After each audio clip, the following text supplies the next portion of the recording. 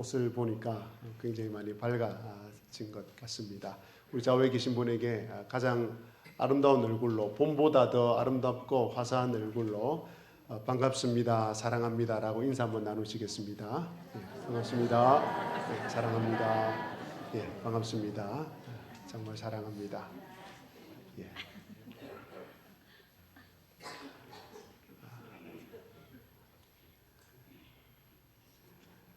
오늘은 로마서 5장 12절 이하에 나오는 말씀을 통해서 인간이 왜 죄인이 되었는지, 그리고 어떻게 의롭게 될 수 있는지를 함께 살펴보려고 합니다. 먼저 바울 사도는 로마서 1장 28절에서 32절까지에서 이렇게 선언합니다. 또한 그들이 마음에 하나님 두기를 싫어하며 하나님께서 그들을 그 상실한 마음대로 내버려 두사 합당하지 못한 일을 하게 하셨으니 곧 모든 불의, 추악, 탐욕, 악의가 가득한 자요, 시기, 살인, 분쟁, 사기, 악독이 가득한 자요, 수군수군하는 자요, 비방하는 자요, 하나님께서 미워하시는 자요, 능욕하는 자요, 교만한 자요, 자랑하는 자요, 악을 도모하는 자요, 부모를 거역하는 자요, 우매한 자요, 배약하는 자요, 무정한 자요, 무자비한 자라. 그들이 이 같은 일을 행하는 자는 사형에 해당한다고 하나님께서 정하심을 알고도 자기들만 행할 뿐 아니라 또한 그런 일을 행하는 자들을 옳다 하느니라. 이 말씀에 따라 모든 사람은 죄인이고 이 모든 죄악이 인간 안에 있음을 고발하고 있습니다. 또 이어서 바울 사도는 로마서 2장 21절과 23절에서 율법을 가진 유대인들마저도 죄인이라고 고발합니다. 그러면 다른 사람을 가르치는 내가 내 자신은 가르치지 아니하느냐? 도둑질하지 말라 선포하는 내가 도둑질하느냐? 간음하지 말라 말하는 내가 간음하느냐? 우상을 가증히 여기는 내가 신전 물건을 도둑질하느냐? 율법을 자랑하는 내가 율법을 범함으로 하나님을 욕되게 하느냐. 바울 사도는 이 1장과 2장의 말씀을 통해서 이방인과 유대인 모두가 다 하나님 앞에서 죄를 짓고 있음을 고발하고 있습니다. 그래서 바울 사도는 로마서 3장 10절과 12절에서 이렇게 결론을 내립니다. 의인은 없나니 하나도 없으며 깨닫는 자도 없고 하나님을 찾는 자도 없고 다 치우쳐 함께 무익하게 되고 선을 행하는 자는 없나니 하나도 없도다. 그리고 이어서 로마서 3장 23절에서 이렇게 또 결론을 내립니다. 모든 사람이 죄를 범하였음에 하나님의 영광에 이르지 못하더니. 이처럼 모든 사람은 예외 없이 죄인입니다. 하나님 보시기에 하나님 앞에서 다 죄인임을 우리는 시인하지 않을 수 없습니다. 자, 여러분, 그러면 누가 우리에게 이런 죄를 가르쳤습니까? 죄 짓는 법을 가르쳤습니까? 여러분에게 죄 짓는 법을 가르쳐 준 사람이 있습니까? 어떻게 죄를 지으면 된다고 가르쳐 준 선생님이 있으며 부모가 있습니까? 아무도 없습니다. 그럼에도 불구하고 저와 여러분은 죄를 짓습니다. 죄를 짓는 것이 자연스러우리만큼 죄를 잘 짓습니다.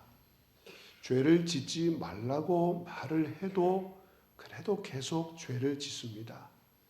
자기만 죄를 짓는 것이 아니라 옆에 사람까지 부추기면서까지 죄를 짓습니다. 성경에 있는 표현을 빌어서 사용해 보면 정말 죄는 우리 본성 안에 아주 뿌리 내려 있는 수준이 아니라 우리 본성 자체가 그냥 죄인인 것 같습니다.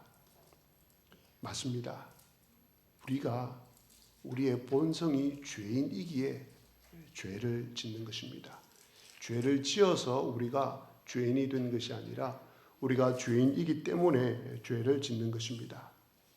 그래서 바울 사도는 모든 사람이 구원을 받아야 하는데 그러려면 자신이 죄인임을 깨달아야 하기에 로마서 1장에서 3장 사이에서 모든 사람이 죄인이란 사실을 증명해 보였던 것입니다. 자, 그리고 나서 이제 바울 사도가 로마서 5장과 4장과 5장 초반에서 그러면 죄인은 어떻게 의롭게 될 수 있는가 하는 그 의롭게 되는 길을 밝혀주고 있습니다. 그 길은 오직 예수 그리스도를 믿는 믿음으로 말미암아입니다. 5장 1절에서 이렇게 바울 사도는 선포합니다. 그러므로 우리가 믿음으로 의롭다 하심을 받았으니, 또 5장 8절과 9절 말씀입니다. 우리가 아직 죄인 되었을 때에 그리스도께서 우리를 위하여 죽으심으로 하나님께서 우리에 대한 자기의 사랑을 확정하셨느니라. 9절, 그러면 이제 우리가 그의 피로 말미암아 의롭다 하심을 받았으니 더욱 그로 말미암아 진노하심에서 구원을 받은 것이니. 그래서 이제 로마서 1장에서 로마서 5장 11절까지를 한 문장으로 요약하면 이렇습니다. 모든 사람은 구원을 받아야 하는 죄인인데 그 죄인이 의롭게 되는 길은 예수 그리스도를 믿는 것입니다. 입니다. 자, 그렇다면 여기에서 우리는 질문이 생깁니다. 죄인이기 때문에 죄를 짓는 것이라면 도대체 이 죄는 어디로부터 온 것인가? 누구 때문에 우리가 죄인이 된 것인가? 누구 때문에 이 영원한 형벌과 영원한 진노를 받게 된 것인가? 라는 질문 말입니다. 바울 사도는 오늘 읽은 로마서 5장 12절에서 거기에 대한 대답을 해주고 있습니다. 그러므로 한 사람으로 말미암아 죄가 세상에 들어오고 죄로 말미암아 사망이 들어왔나니 이와 같이 모든 사람이 죄를 지었으므로 사망이 모든 사람에게 이르렀느니라. 누구 때문에 죄가 들어왔다고 이야기합니까? 한 사람. 이 한 사람이 누구입니까? 아담입니다. 아담이 하나님께 범죄하였기 때문입니다. 그러면 이런 생각을 할 수 있습니다. 그러면 아담만 죄인이지 않느냐? 아담만 죽이면 되지 않느냐? 또 아담만 죽으면 되지 않느냐? 아담만 진노와 형벌을 받으면 되지 않느냐? 어떻습니까? 우리 모두 다 같이 아담을 죽이러 갈까요? 저 아담 때문에 우리가 다 죄인이 됐다고 했으니까 저 아담을 죽여버리면 되지 않겠습니까? 그런데 오늘 12절을 보시면 아담 한 사람 때문에 죄가 세상에 들어왔다고 합니다. 그리고 그 죄로 말미암아 사망이 들어왔다고 합니다. 아담이 죄를 지어 사망에 이른 것 같이 모든 인간도 죄를 지어 사망에 이르렀다고 오늘 12절은 말씀하고 있습니다. 아니, 아담이 죄를 지었는데 왜 태어나지도 않은 나도 죄를 지었다고 말합니까? 아담이 죄인인데 왜 태어나지도 않은 나를 죄인이라고 합니까? 그것은 아담이 인류의 조상이기 때문입니다. 아담이 모든 인류의 대표이기 때문에 그렇습니다. 이것을 신학적 용어로 대표성의 원리라고 하는데요. 예를 들면 이런 것입니다. 우리나라 축구 대표팀이 국제 경기에서 다른 나라와 축구 시합을 해서 이깁니다. 그러면 그 축구 선수들이 이긴 것입니까? 우리나라가 이긴 것입니까? 예, 우리나라가 이긴 것입니다. 왜 그렇습니까? 우리나라를 대표해서 나간 대표 축구 선수들이기 때문에 그렇습니다. 마찬가지입니다.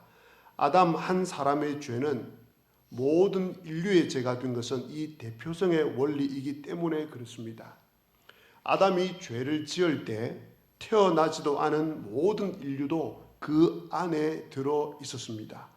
자, 그것을 바울 사도가 어떻게 증명을 하고 있습니까? 바로 죽음 혹은 사망으로 증명을 합니다. 로마서 5장 14절입니다. 그러므로 아담으로부터 모세까지 아담의 범죄와 같은 죄를 짓지 아니한 자들까지도 사망이 왕노릇하였나니 아담은 오실 자의 모형이라. 아담으로부터 모세까지 아담의 범죄와 같은 죄를 짓지 짓지 아니한 사람들까지도 사망이 그 사람들에게 왕노릇하였다라고 이야기를 합니다. 저와 여러분은 아담처럼 선악과를 따먹지 않았습니다. 따먹은 적이 없습니다. 아담이 죄를 짓는 그 자리에도 없었습니다. 그래서 어떤 사람의 말대로 인간은 죄인이 아니라고 주장할 수 있습니다. 그런데 그런 주장을 하는 사람들 모두도 죽었다는 것입니다. 모든 사람들이 죽는 것을 보면 모든 사람이 아담이 범죄했을 때 그 아담 안에 있었다는 것을 증명할 수 있는 것입니다. 만일 죄를 안 지었다면 아담 이후로 아담만 죄인이고 나머지 사람들이 죄인이 아니라면 죄의 결과인 사망이 임하지 않아야 됩니다.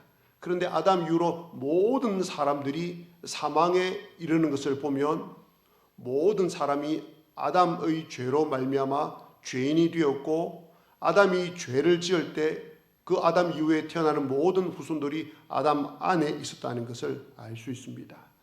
이 사실이 얼마나 중요했는지 바울 사도는 반복해서 계속 말하고 있습니다. 15절에 한 사람이 범죄를 인하여 많은 사람이 죽었은즉 17절에 한 사람의 범죄로 말미암아 사망이 그 한 사람을 통하여 왕노릇하였은즉 18절 한 범죄로 많은 사람이 정죄에 이른 것 같이 19절 한 사람이 순종하지 아니함으로 많은 사람이 죄인된 것 같이 계속해서 한 사람 아담으로 말미암아 모든 사람이 죄인이 되었다는 것을 이야기하고 있습니다.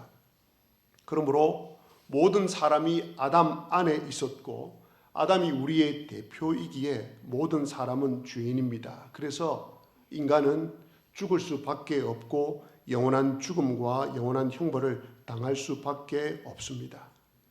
이처럼 인간은 자신이 죄인이라는 사실과 죄로 말미암아 영원한 사망과 육체의 사망에 이를 수밖에 없다는 것을 깨달아야만 비로소 회개하고 예수님을 영접하게 됩니다. 그래서 하나님께서는 사람을 구원하시기 위하여서 사람에게 자신이 죄인이라는 사실을 깨닫게 해 주십니다.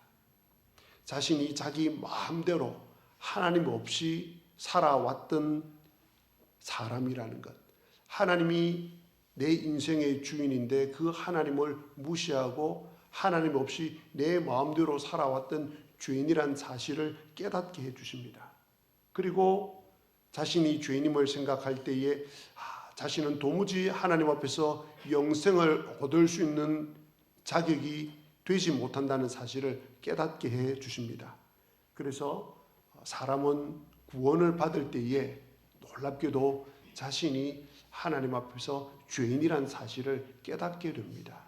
그리고 회개하고 예수 그리스도를 자신의 삶의 주인으로 그리고 자신의 죄를 모두 용서해 주시는 그 주님을 구세주로 받아들이고 영접하게 됩니다.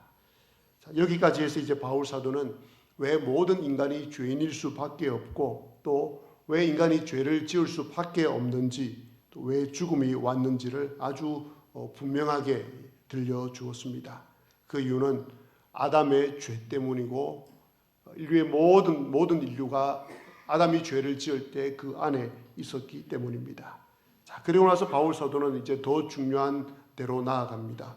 그러면 어떻게 예수 그리스도로 인해 우리가 의롭게 될 수 있는지를 들려줍니다. 왜냐하면 이런 질문이 생기기 때문에 그렇습니다. 2000년 전에 십자가에 달려 돌아가신 그 예수님께서 십자가에 달려 돌아가서 모든 사람을 죄를 용서하시고 구원한 그 사건이 어떻게 나에게 영향을 미칠 수 있는가 하는 것입니다. 누군가 지금 나를 대신해서 내 죄를 대신해서 1대1로 감옥에 대신 들어가야만이 내가 그래도 석방될 수 있는데 2000년 전에 예수님께서 나를 대신해서 죽은 것이 어떻게 2000년 후를 살아가고 있는 지금을 살아가고 있는 오늘 나에게 그것이 영향을 미칠 수 있는가 하는 것입니다. 이것도 동일하게 바울 사도가 대표성의 원리로 이야기를 하고 있습니다. 사실은 이 이야기를 하기 위해서 아담의 대표성 원리를 함께 우리에게 들려주었던 것입니다.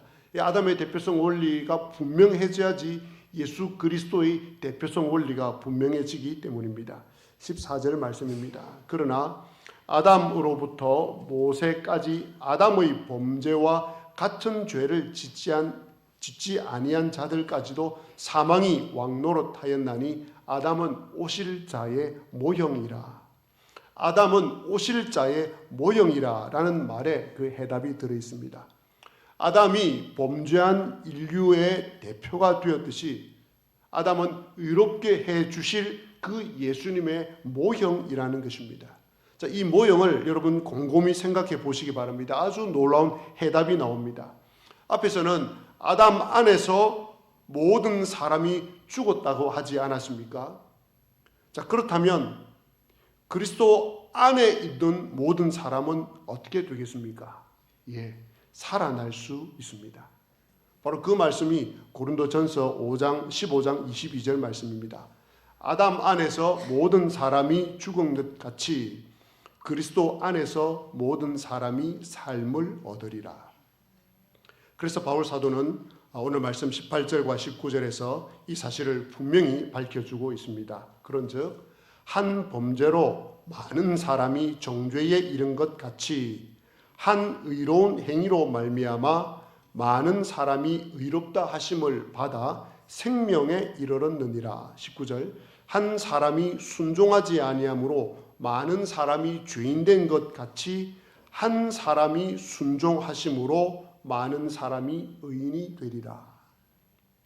아담의 범죄로 인해서 모든 사람이 죄인으로 판명받았지만 예수님의 의로운 행동으로 많은 사람이 의롭다 함을 받아 영생에 이르게 됩니다. 아담의 불순종이 모든 인류의 불순종이 되었듯이 예수님이 하나님께 순종한 그것이 예수님을 믿는 모든 사람의 순종이 된 것입니다. 여러분의 순종을 이야기하는 것이 아닙니다. 예수 그리스도의 순종이 예수님을 믿는 모든 사람의 순종이 된 것입니다.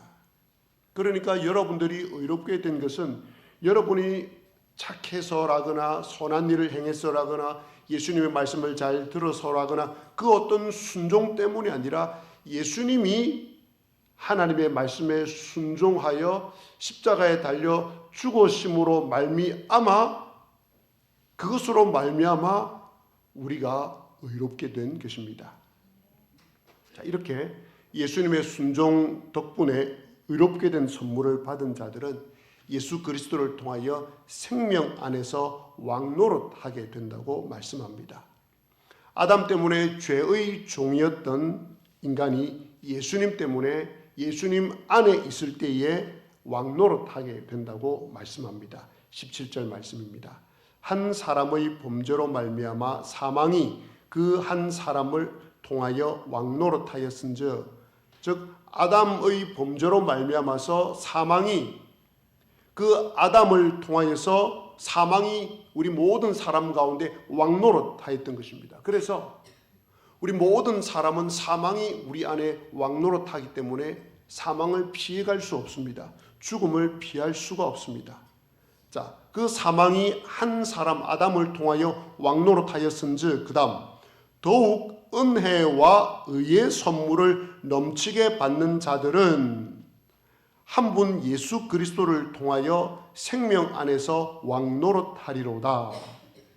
사망이 왕노릇하는 것 정말 대단한 일이고 슬픈 일이고 고통스러운 일입니다. 그런데 그것과는 비교할 수 없을 만큼 더욱 은혜와 의의 선물을 넘치게 받은 자들은 예수 그리스도를 믿음으로 말미암아 은혜와 의의 선물을 넘치게 받은 자들은 한 분 예수 그리스도를 통하여 그 예수님의 순종을 통하여 그 예수님의 순종을 통하여 우리에게 주어진 그 생명, 그 영원한 생명 안에서 왕노릇하게 된다고 말씀을 합니다. 계시록 22장 55절은 이 사실을 아주 분명하게 우리에게 선포하고 있습니다. 다시 밤이 없겠고 등불과 햇빛이 쓸데없으니 이는 주 하나님이 그들에게 빛이심이라. 그들이 세세토록 왕노릇하리로다. 이 땅에서 예수 그리스도 안에 있음으로 말미암아 예수 그리스도의 그 순종을 덧입어서 하나님의 자녀가 된 사람들은 영원한 생명을 얻게 되는데, 영원한 생명을 얻게 되는 것뿐만이 아니라 영원한 하나님 나라에서 왕의 자녀로서 왕 노릇하게 된다고 말씀을 하고 있습니다. 여기에 아멘을 하신 것 너무 귀한 일입니다. 그런데 더 놀라운 사실을 말씀드리겠습니다. 예수님 안에서 이 생명을 얻은 사람은 천국에서뿐만 아니라 바로 이 땅에서도 왕노릇하면서 살아가게 된다는 사실입니다. 베드로전서 2장 9절 말씀에 보면 너희는 왕같은 제사장이요라고 우리를 부르고 있습니다. 이것이 우리의 신분입니다. 신분은 굉장히 중요합니다. 조선시대를 생각해 보시기 바랍니다. 내가 양반의 신분이면 길을 갈 때에 당당하게 걸어갑니다. 그리고 왕이 안에 골룡포를 입고 민간의 사찰을 나갈 때 왕이 그 안에 골룡포를 입었기 때문에 결코 왕은 비록 겉에는 남루한 서민의 옷을 입었지만 그 안에는 골룡포를 입었기 때문에 왕이기 때문에 결코 구부리지 않습니다. 굽신거리지 않습니다. 당당하게 나아갑니다. 신분이 왕이기 때문에 그렇습니다. 저와 여러분의 신분은 바로 왕 같은 제사장입니다. 왕 노릇하는 사람들입니다. 예수 그리스도로 말미암아 생명 안에서 왕 노릇하게 된 것, 이 놀라운 선물이 저와 여러분에게 주어졌습니다. 그리고 이 땅에서 이 선물이 주는 혜택을 부분적으로 누리고 있습니다. 완전하게 누리지는 못합니다. 왜냐하면 연약한 육신을 가지고 있고 아직 완전한 주님의 통치가 이 땅에 이루어지지 않았기 때문에 그렇습니다. 그러나 이 선물은 우리가 영원한 하나님 나라에 들어갔을 때 완전하게 누리게 됩니다. 가깝게는 우리 주님이 오시는 그날 모든 것이 완전하게 이루어질 것이지만, 그러나 가깝게는 여러분이 이 땅의 삶을 마감할 때 하나님의 아들 예수 그리스도를 믿는 믿음으로, 그리고 예수 그리스도로 말미암는 그 생명의 선물이 여러분 안에 있기에 여러분이 이 삶을 마감할 때 주님 앞에 갔을 때에 이 생명의 선물이 주는, 그리고 왕노릇하게 되는 이 선물이 여러분에게 주어질 것입니다. 생각만 해도 가슴 벅차 오르지 않습니까? 이 은혜의 선물, 믿음으로 의롭게 되는 이 진리, 생명 안에서 왕노릇하게 되는 이 진리를 정말 두 팔 벌려 맞이하시고 누리시기를 바랍니다. 모든 사람은 아담 안에 있든지 예수님 안에 있든지 둘 중 하나입니다. 모든 사람은 아담 안에서 죄인이든지 예수 그리스도 안에서 의인이든지 둘 중 하나입니다. 저와 여러분이 예수님 안에 있기 때문에 영원토록 예수님 안에 있는 것이 됩니다. 내 구원이 완전하고 내 구원이 흔들 자 없고 흔들 수 없고 흔들릴 수 없는 것은 내가 주님 안에 있기 때문입니다. 그 주님의 영원하심 가운데 있기에 나의 구원도 영원한 것입니다. 그리고 지금 여기서뿐만 아니라 영원한 그 하나님 나라에 가서 영원토록 내 구원이 확실한 안전한 보장이 되는 것입니다. 사랑하는 교우 여러분, 예수 그리스도로 말미암아 의롭게 되어 생명에 이르게 되었다는 사실에 감사하시기를 바랍니다. 그리고 영원토록 내 안에 그 예수님의 생명이 있음을 알고 그 생명을 주신 예수님과 날마다 동행하시기를 바랍니다. 동행하시되 그냥 동행하지 마시고 오늘 17절 말씀에서 우리에게 들려준 바대로 그 생명이 있는 사람은 예수 그리스도로 말미암아 왕노릇하게 된다고 하셨사오니 이 땅을 주님과 동행하실 때 왕노릇 하시기를 바랍니다. 왕의 자녀로서, 하나님의 자녀로서 당당하게 거침없이 세상을 돌파해 나가시기를 바랍니다.